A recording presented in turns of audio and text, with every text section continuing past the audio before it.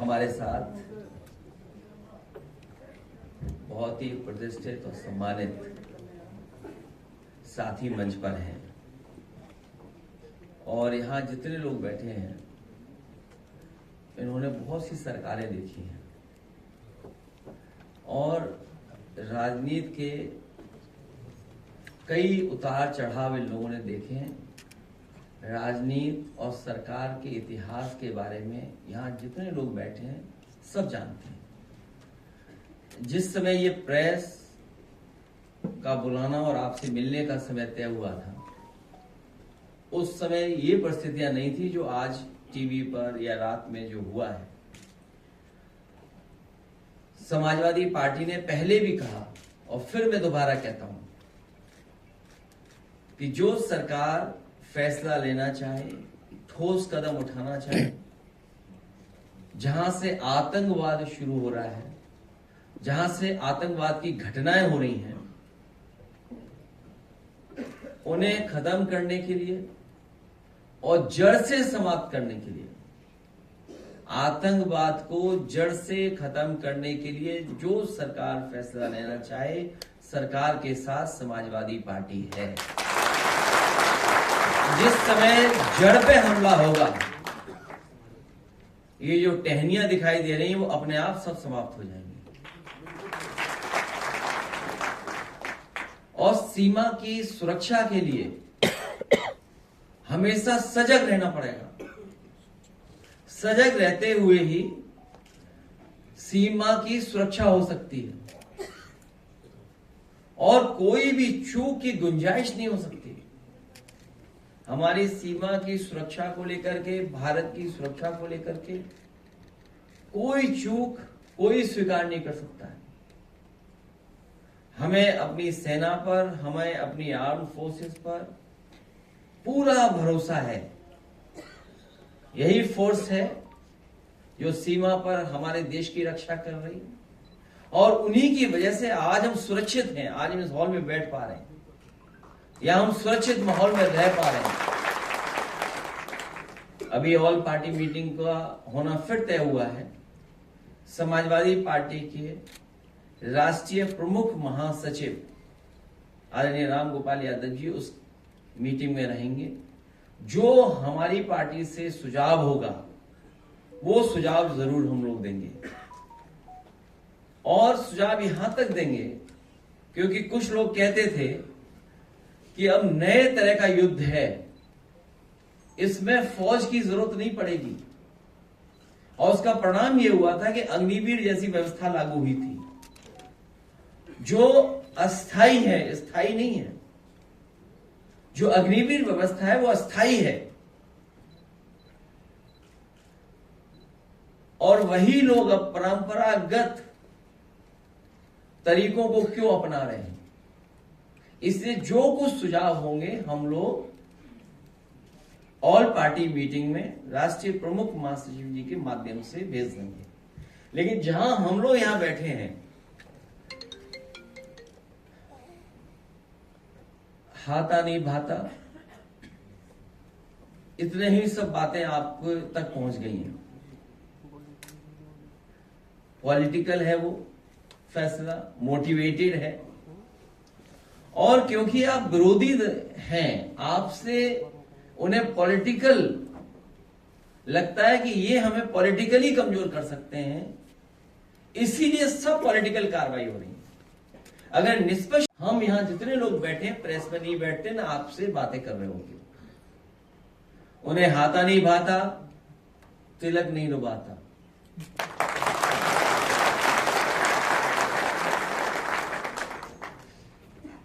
और वो ओसीएम है,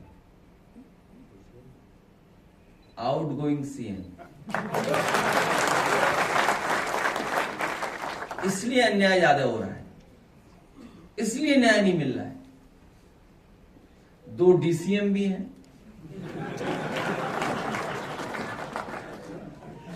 डिप्टी सीएम,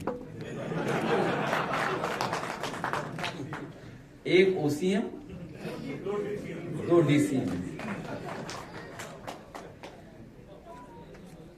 मान लीजिए उपाध्याय जी का परिवार हमारे साथ यहाँ है, और ये सवाल पहली बार नहीं हम लोगों ने खड़ा किया। याद कीजिए वो समय, जिस समय हम लोग, आप लोग बात कर रहे थे, हमारे साथ ही बहुत सारे लोग कानपुर देहात पहुंचे थे। एक परिवार जिंदा जला दिया था। कहीं कोई सोच सकता है आज के समय पर कि ऐसी घटना हो जाए, बुलडोजर चले, झोपड़ी में आग लगे और जान चली जाए? जिंदा जला दिया। और जब उस परिवार का बेटा न्याय मांगने गया, उस सर्दी में कपड़े उतार करके उसको अपमानित किया, उसको पीटा गया, पुलिस के लोगों ने पीटा। ये जो हमारा परिवार बैठा है, हमारी पार्टी सबसे पहले पहुंची, और लोग भी पहुंचे, ऐसा नहीं है। हमारे लीडर ऑपोजिशन पहुंचे, कुछ तिवारी जी पहुंचे, और कोई परिवार ऐसा नहीं है जो समाजवादी था जो उनके घर परिवार नहीं पहुंचा। जो हम लोगों ने पढ़ा, जो जाना, वो यही था कि पुलिस पैसा मांग रही थी। ये पहली बार नहीं हो रहा पुलिस पैसा मांग रही थी। मुझे याद है वो जौनपुर में उस समय टिकटॉक चलता था। एक बच्चे ने केवल टिकटॉक बनाया, पुलिस को नहीं पसंद आया, पुलिस ले गई। उसके पिताजी को बुलाया कि पैसे चाहिए, हमें इतने पैसे चाहिए, नहीं दोगे तो आपका बेटा नहीं छोड़ा जाएगा। इतना पीटा कि जान चलेगी। ये कस्टोडियल डेथ सबसे ज्यादा हो रही है। यूपी नंबर 1 है कस्टोडियल डेथ में। ये कौन दे रहा है आजादी कस्टोडियल डेथ के लिए? किसके कारण ये हो रही कस्टोडियल डेथ? जब आप विधानसभा में बोल देंगे ठोक दो, और जब पुलिस से आप पॉलिटिकल काम लेंगे, आप अपने पॉलिटिकल राइवल्स को जेल भेजने के लिए काम लोगे। मान लीजिए अभी लीडर ऑपोजिशन ने कहा आदरणीय आजम खान साहब को जेल भेजा। हम बहुत सारे लोगों को जानते होंगे। हमारे दीक्षित जी बैठे हैं, जन्म की तारीख ठीक है, सर्टिफिकेट आपका नहीं ठीक है, सीतापुर के रहने वाले हैं। उस जमाने में कंप्यूटर नहीं था। डेट ऑफ बर्थ कोई कहता था होली से पहले, कोई होली के बाद, कोई दिवाली से पहले, दिवाली के बाद पैदा हुआ, वही कहानियां बन जाती थी, वही तारीख बन जाती थी। और रमाकांत यादव, कितना पुराना मामला। इरफान विधायक, हालांकि प्रजापति भी जेल में है। अभी उसका परिवार, जब हमें राज्यसभा का चुनाव था उस समय मिले परिवार के लोग मुझसे आए, बोले कि हम बड़े संकट में हैं। मैंने कहा क्या हुआ? बोले मुख्यमंत्री जी ने हमें बुलाया और मुख्यमंत्री जी ने आश्वासन दिया है कि प्रजापति जी के सब मुकदमे वापस हो जाएंगे, केवल हमें वोट दे दो। सोचिए, प्रजापति परिवार ने वोट दे दिया वहां, क्या प्रजापति छूट गए? तो ये वोट के लिए कुछ भी कर सकते हैं। ये ऐसी ही सरकार है। इसलिए हम इस सरकार को हटाने का काम करेंगे, और हम अपने सभी लोगों को भरोसा दिलाते हैं, पीडीए में आप भी हैं। जब कभी भी आप अपना नाम शॉर्ट में लिखते होंगे तो पीडी लिख देते होंगे। कुछ लोग जानते होंगे, अगर लिखना है शॉर्ट में लिख दिया पीडी, तो आप तो पहले से ही इसमें पीडी है। और हर पीड़ित के साथ हैं, हर दुखी के साथ हैं, हर व्यक्ति जो अपमानित हो रहा है उसके साथ है। और मैंने तो कई बार ऑफर कहता हूं कि ईडी जैसा डिपार्टमेंट होना चाहिए। और अगर फाइनेंशियल चीजें देखी जाए तो बहुत से लोगों पे उंगली उठ रही है, बहुत से लोगों में। कई ऐसे लोग हैं जिन्होंने बैंकों का कई हजार करोड़ रुपया, अखबार वाले भी पे दबाव है कि ना छापो अखबार में। केवल एक दिन खबर आई, एक बैंक से कोई बहुत सारा पैसा ले गया, कोर्ट में केस चल रहा है, हाई कोर्ट लखनऊ में केस चल रहा है। कोई कंपनी है, उसका मामला है, और बड़ा, हाँ ठीक बात है। मतलब देखिए ना कैसे फ्रॉडगिरी हो रही है। 12,000 करोड़ का मामला है, शायद 12,000 करोड़ का मामला है। बैंक है, बैंक का भी नाम बदल गया अब तो। खैर, अभी सुप्रीम कोर्ट का मैं पढ़ रहा था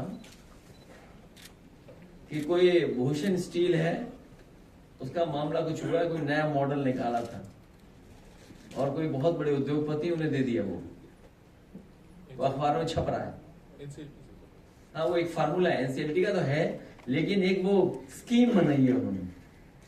मैंने पहले भी कहा और फिर कहता हूं, हम लोगों पे तो आरोप लगाती है भारतीय जनता पार्टी, न जाने कैसे कैसे आरोप लगाती है, लेकिन भारतीय जनता पार्टी हर स्कीम पैसा कमाने के लिए बनाती है। वही हुआ जो हुआ है वहां पे। भूषण स्टील और एक बड़े उद्योगपति उन्होंने ले लिया बड़ा कारोबार। इसीलिए मैं कह रहा हूं कि इनके अपने लोग सब आजाद हैं, पॉलिटिकल लोगों को ढूंढा जाता है कि इनको कैसे फंसाया जाए, कैसे जेल भेजा जाए।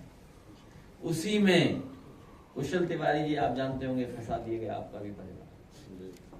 वो आपको इसलिए फंसाया गया, हाथा दूर नहीं है आपके यहां से, बगल में ही है मामला,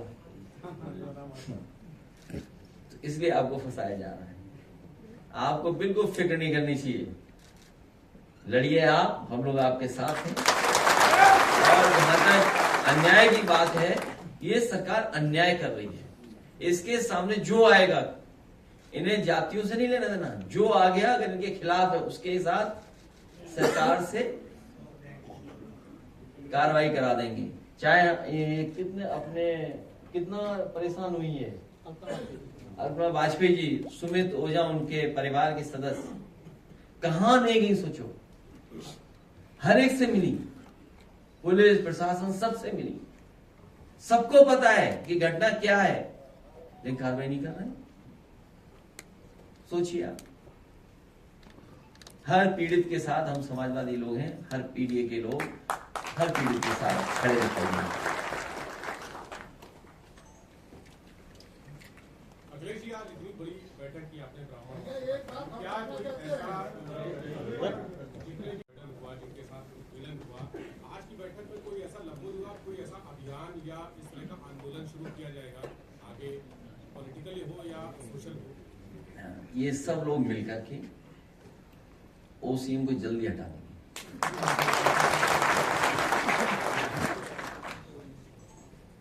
पिछली बार आपने 2022 के चुनाव में भगवान परशुराम की प्रतिमा का अनावरण किया था, तो सबसे बड़ी प्रतिमा पूरे प्रदेश और देश में होती है।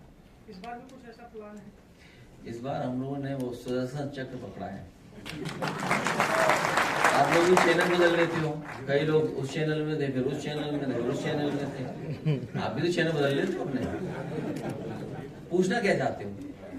कोई और प्रतिमा लगाई जाएगी और हम पे बस सब भगवान हमारे हैं।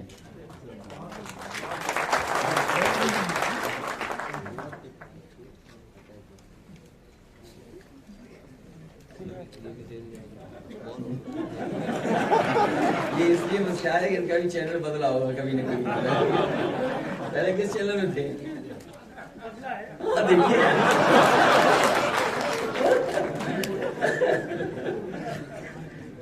तो अभी तो क्योंकि दूसरी परिस्थितियां हुई, हालांकि हम लोग प्रेस में और बातें न करें तो ठीक ही रहेगा, क्योंकि जिस तरह का माहौल है और सीमा पर जो हो रहा है, हमारी फौज लड़ रही है, इसलिए क्योंकि इस बात को हम यहीं समाप्त करेंगे तो अच्छा रहेगा।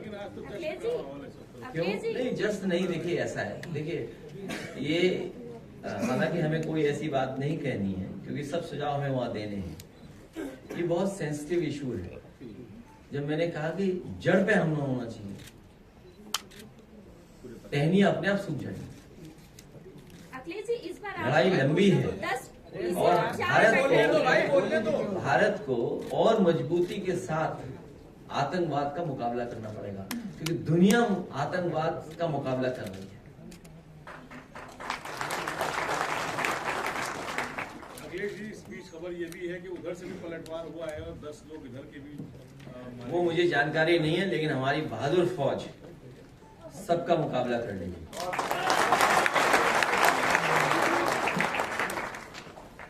ठीक है sir, thank you. Akhilesh ji, इस बार आपने 10 पीसी और 5 बैठक की है, कुछ बड़ा करने की साजिश तैयारी की जा रही है, विपक्ष का कहना है। विपक्ष का कहना है, विपक्ष अपना यही है। चैनल बताओ, कौन सा चैनल है? महुआ चैनल है।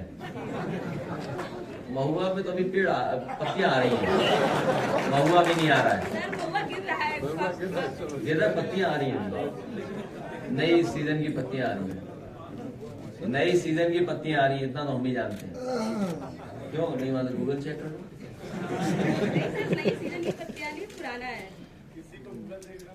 अखिलेश जी, तिवारी हाथा और मठ की जो लड़ाई थी, एक वक्त था कि मठ जो है तिवारी हाथा के सामने बौना हो गया था, लेकिन आज जो है जो योगी आदित्यनाथ जी हैं, लोग कह रहे हैं कि उसी बात की टीस अभी तक योगी आदित्यनाथ जी तिवारी हाथा से निकाल रहे हैं। ये सवाल आपने पूछ लिया तो हो सकता है टीस आपसे हो जाए। आपने सच्चाई बोल दी, हम आपका धन्यवाद देते हैं।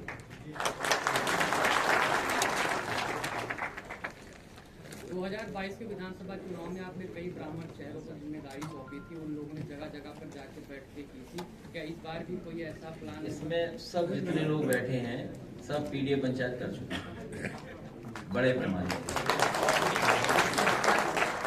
27 के पहले क्या पीडीए प्लस सियासत शुरू कर रही है? पहले तो ये तुम्हें इस पे पूछो, कुछ जो चल रहा है उससे बचिए, पहले सावधान रहिए।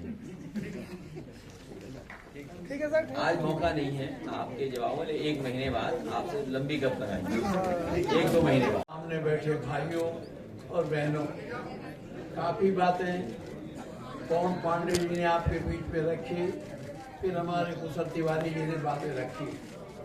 ये सरकार में एक वर्ग विशेष, एक जात विशेष का वर्चस्व है। भारतीय जनता पार्टी पूरी ताकत से मुख्यमंत्री के नेतृत्व में एक वर्ग, एक जात विशेष के लिए काम कर रहे हैं। आप जानते हो, अभी सूची पढ़ी गई, तमाम ब्राह्मणों की हत्याएं हुई, उनके बारे में कोई ठोस कार्रवाई अभी तक नहीं की गई। यही नहीं, केवल ब्राह्मण समुदाय का नहीं, जो पीडीए के हमारे नेता रहे हैं, हमारे आजम खां साहब, हमारा इरफान सोलंकी, हमारा बेग, ये विधायक है, इन सबों को अकारण जेल में डाल दिया गया है। केवल ब्राह्मण का ही नहीं, पूरे पीडीए परिवार को पीड़ित करके शासन में अपना सत्ता बरकरार रखने की कोशिश माननीय मुख्यमंत्री जी के नेतृत्व में हो रहा है। और सरकार बनवाई किसने? सरकार ने तो आप ही लोग आगे बढ़ के बनवाते हैं। तो क्या कभी सोचोगे कि इनको हटाना भी है? अगर हटाने का निर्णय लेके जाओगे तो सरकार एक दिन में हट जाएगी, क्योंकि आप ही समाज के नियंता हो, समाज के अगुआ हो। आप जिधर चाहो, डॉक्टर लोहिया कहते थे, मन का राजा ब्राह्मण और जेब का राजा बनिया। ये ब्राह्मण आप सब तय कर लो तो 1 मिनट भी बहुत दिनों तक नहीं टिक पाएंगे। मैं ज्यादा नहीं कहूंगा, आपको इतना ही कहता हूं कि देखिए, बड़े मुश्किल से नेताजी से आग्रह किया गया था, उन्होंने परशुराम जयंती के लिए छुट्टी का आह्वान किया और छुट्टी जारी की। ये बरेली में जो हम लोग गए थे, बड़ी संख्या में ब्राह्मण इकट्ठा हुए, नेताजी के सामने प्रस्ताव रखा, उन्होंने हमसे कहा लोगों को बुलाओ, आए और घोषित किया। अब इसी से अंदाजा लगा लो कि वर्तमान मुख्यमंत्री आपका है किसका है। जब आपके आराध्य देव का छुट्टी ही निरस्त कर दिया तो आपके हैं, लेकिन ये निर्णय आपको लेना है। आप यहाँ से जाओ, संकल्प लेके जाओ कि अब की बार हम अखिलेश जी को मुख्यमंत्री के कुर्सी पर बैठा कर ही छोड़ेंगे जब तक ये संघर्ष आपका जारी रहेगा। मैं माननीय मुख्यमंत्री जी को धन्यवाद देता हूँ, जो बस्ती का ब्राह्मण परिवार है, आपने उन्हें अभी दे दिया आशीर्वाद आपने।